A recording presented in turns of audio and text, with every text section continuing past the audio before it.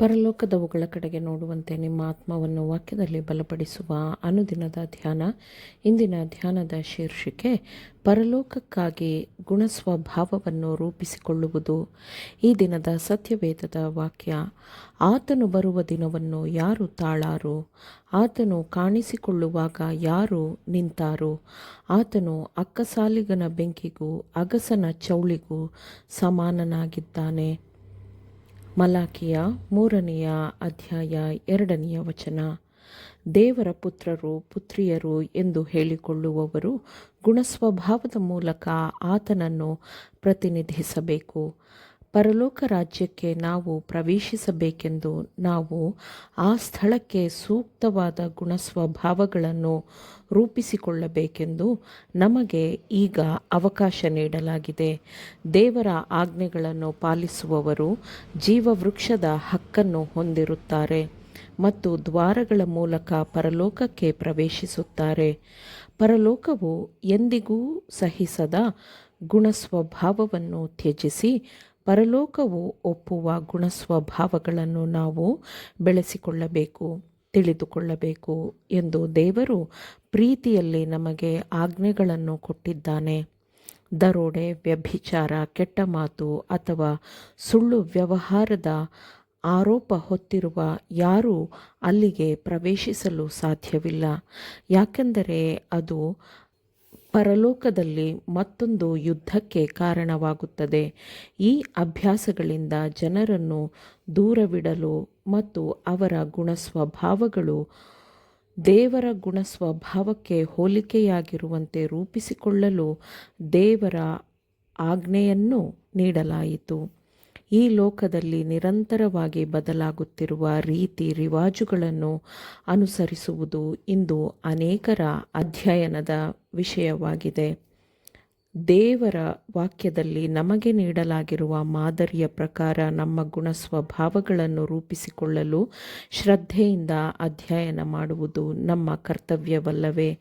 ನಾವು ವಾಕ್ಯಕ್ಕನುಸಾರ ಇರಬೇಕಲ್ಲವೇ? ಈಗ ನೀವು ಲೋಕಕ್ಕನುಗುಣವಾಗಿ ಇಲ್ಲಿ ಸಂಪತ್ತನ್ನು ಸೇರಿಸಿಕೊಂಡು ನಂತರ ನೀವು ನಂಬಿಕೆಯಲ್ಲಿರುವ ಕಾರಣದಿಂದ ದೇವರ ನಗರವನ್ನು ಪ್ರವೇಶಿಸುವವರ ನಡುವೆ ಇರಬಹುದು ಎಂದು ಭಾವಿಸಬೇಡಿರಿ. ಇಲ್ಲಿ ಭೂಮಿಯಲ್ಲಿ ನಾವು ಪರಲೋಕ ರಾಜ್ಯದ ಅಸ್ತಿವಾರದ ಆಜ್ಞೆಗಳಿಗೆ ವಿಧೇಯರಾಗದಿದ್ದರೆ, ಪಾಲಿಸದಿದ್ದರೆ ಅವುಗಳೊಂದಿಗೆ ನಾವು ಸಾಮರಸ್ಯದಿಂದ ಇರಲು ಸಾಧ್ಯವಿಲ್ಲ. ನಾವೆಲ್ಲರೂ ನಮ್ಮ ಹೃದಯಗಳನ್ನು ಸಂಪೂರ್ಣವಾಗಿ ಅರ್ಪಿಸಿ ವಿಧೇಯ ಮಕ್ಕಳಂತೆ ಬುದ್ಧಿವಂತಿಕೆಯಿಂದ ಆತನ ಸೇವೆ ಮಾಡುವ ಸಮಯ ಇದಾಗಿದೆ. ಆತನ ಪರಿಶುದ್ಧಾತ್ಮವು ನಮ್ಮನ್ನು ದೈವಿಕ ಹೋಲಿಕೆಯ ಪ್ರಕಾರ ರೂಪಿಸುತ್ತದೆ.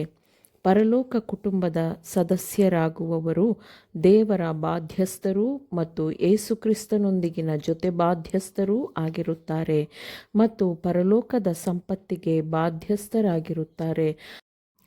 ಅವರು ಈ ಲೋಕದ ಆಸೆ ಆಕಾಂಕ್ಷೆಗಳನ್ನು ಮತ್ತು ಹುಚ್ಚು ಸಂಪ್ರದಾಯಗಳನ್ನು ಅನುಸರಿಸುವುದಿಲ್ಲ.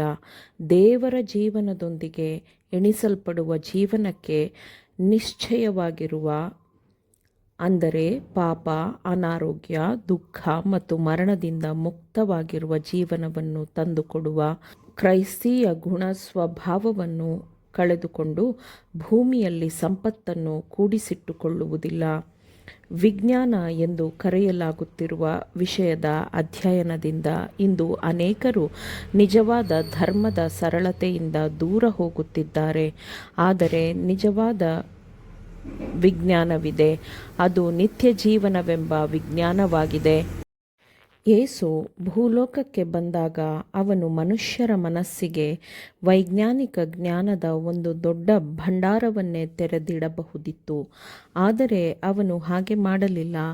ಆತ್ಮದ ವಿಮೋಚನೆಗೆ ಸಂಬಂಧಿಸಿದ ಆ ಸತ್ಯದ ಬೋಧನೆಗೆ ಅವನು ತನ್ನ ಜೀವನವನ್ನು ಮುಡಿಪಾಗಿಟ್ಟನು.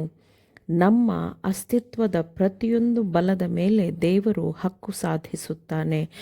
ಅವನ ಸೇವೆಯು ಮನುಷ್ಯನ ಪೂರ್ಣ ಹೃದಯ, ಪೂರ್ಣ ಆತ್ಮ, ಪೂರ್ಣ ಬಲ ಮತ್ತು ಪೂರ್ಣ ಬುದ್ಧಿಯ ಪೂರ್ಣ ಮನುಷ್ಯನ ಕೆಲಸವನ್ನು ಬಯಸುತ್ತದೆ. ಈ ಜೀವನದ ಯಾವುದೇ ಮೌಲ್ಯದ ಏಕೈಕ ವಿಷಯವೆಂದರೆ ಅದು ಈ ಪೂರ್ಣವಾದ ಸೇವೆಯನ್ನು ಹೇಗೆ ಸಲ್ಲಿಸುತ್ತೇವೆಂಬುದರಲ್ಲಿ ಅದೇ. ಆಮೇನ್. ದೇವರ ವಾಕ್ಯಗಳನ್ನು ಶ್ರದ್ಧೆಯಿಂದ ಆಲಿಸುವವರು ಮಾತ್ರವೇ ಆಗಿರದೆ ಪಾಲಿಸುವವರೂ ಆಗಬೇಕೆಂದು ನಿಮ್ಮನ್ನು ಉತ್ತೇಜಿಸುತ್ತೇನೆ. ಪರಿಶುದ್ಧಾತ್ಮನ ಸಹಾಯದಿಂದ ಆಲಿಸಿದ ನಿಮ್ಮೆಲ್ಲರಿಗೂ ಧನ್ಯವಾದಗಳು. ಮತ್ತೆ ದೈನಂದಿನ ಧ್ಯಾನಕ್ಕಾಗಿ ನಾಳೆ ಸಂಧಿಸೋಣ. ಆಮೇನ್.